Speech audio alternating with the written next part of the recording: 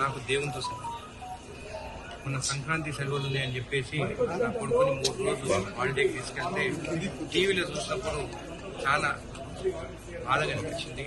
వెంకన్న నేను విషయం చేయించి చంపేయడని చెప్పడం ఇంకా బాధగా అనిపించింది. వెంకన్న ఒక తెలంగాణకి బ్రాండ్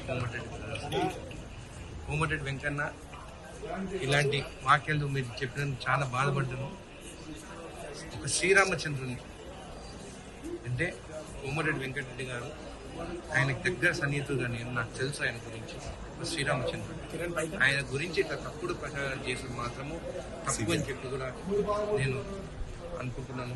అదే కాకుండా ఎన్టీవీ వాళ్ళు కూడా అంటే అది తెలిసి జరిగిందో తెలియక జరిగిందో చౌదరి గారు కూడా నాకు బాగా తెలుసు.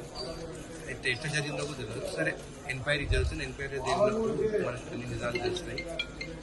కోమటిరెడ్డి వెంకటరెడ్డి అన్న మీకు కావాలంటే ప్రజలు ఆయన తెలంగాణ కోసం మినిస్ట్రీ పదవి వద్దని చెప్పి రిజైన్ చేసి వచ్చినాయి. అంత పెద్ద మంచి పైన ఇలాంటి వీడియోలు తీయడం కరెక్ట్ కాదు.